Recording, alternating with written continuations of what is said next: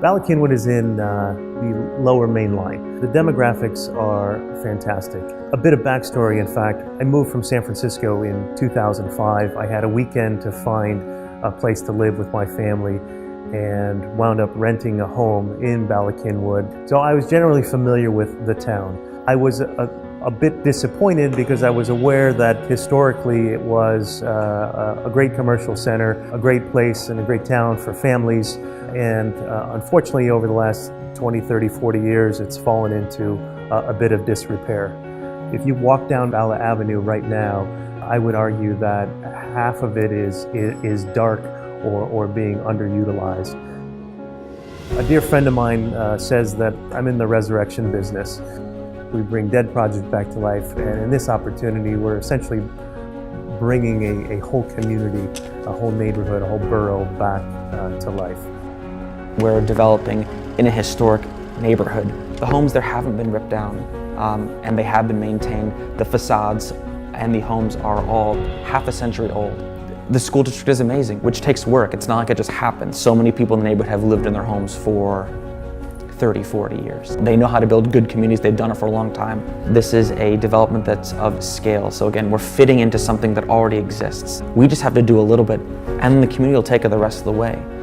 Engineering-wise, it's a very complicated, very tough topographic site to deal with.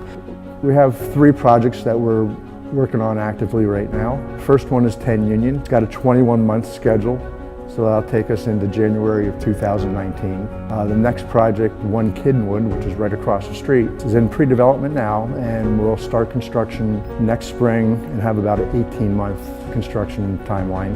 And then the third one is 200 Bala, which is in the village of Bala Village. And it also will be a late spring, early summer start, and have about an 18-month schedule. It's one of the reasons we really love the site. It's close to a SEPTA station. They can hop on the train and be in downtown Philly in 10 or 15 minutes. It's the closest suburb to Philadelphia, and what we're going to provide is that urban-suburban mix. The median income in these neighborhoods are among the highest in the country. It's next to the train, it's in Lower Merion, it's the best school district. I do believe very much that we were destined to do this project.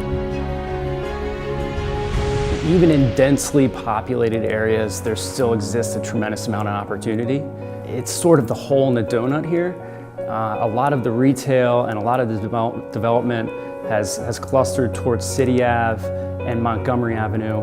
So there's a tremendous amount of opportunity between those 2 particular areas along Bala Avenue and Union Avenue.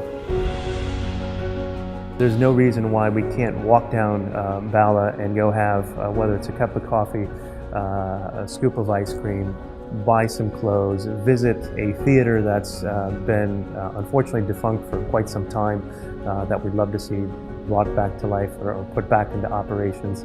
What this gives us is over $100 million of development into a sleepy little town, which we think will be transformative.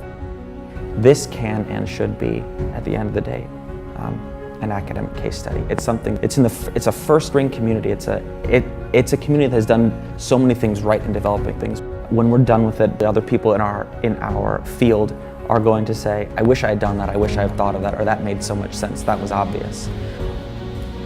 At Cross Properties, one of our niches is unlocking value. Many times we do that in single projects.